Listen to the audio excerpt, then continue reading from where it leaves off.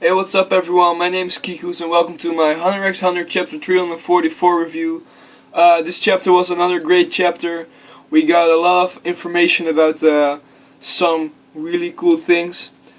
First we get to see that Kurapika is officially in. He's officially going to the Dark Continent with the Zodiacs, and he's on the phone with Leorio and they're going to meet up. And we get to see that Jing is officially number 2 in Partisan's group. He's officially joining Partisan, and yeah, he tells the Partisan's group that he's going to pay double the amount that Beyond pays, and he'll pay it up front. So he already gave like a bunch of money to a lot of people. And then we get to see something that a lot of fans have been waiting for. We get to see GON, but it's just one page, it's just 2 panels. But he can't use his aura, he can't use Nen anymore. So the whole thing with P2 in the Chimera End arc and his transformation really made a huge impact on him. He has the same appearance. He's young again, but he can't use his Nen anymore. He can't produce any aura. Then we go back to Jing, and he's talking to the group with Partisan. And he's talking about the calamities, the 5 calamities, and how they're on the same level as the Chimera Ants, or even more dangerous than the Chimera Ants. He says they're on a danger level A or B, or difficulty level, I'm not sure. Then he's going to tell them about a really cool voyage to the Dark Continent, which was Isaac Netero, some unknown character called Zig Zoldyck, which is someone from the Zoldyck family, which kinda strengthens my theory about Nanika or Aluka being from the Dark Continent. And there's another character, which was... ah shit, man. I wrote it down, but I can't read my own handwriting. I can only read the last name, which was Adobo. I'm sorry. And they went to the Dark Continent and they saw some crazy stuff. And the art in this chapter was so good again.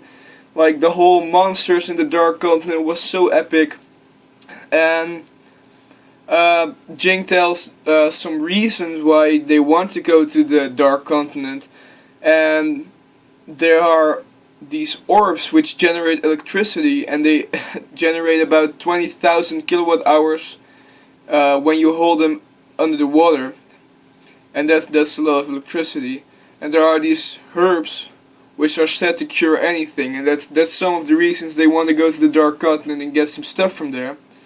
And then Jing tells them about that there was a voyage with just one person. He went alone to the Dark Continent 300 years ago, and he wrote a book about it, which was called East and West, and it was a travel journal.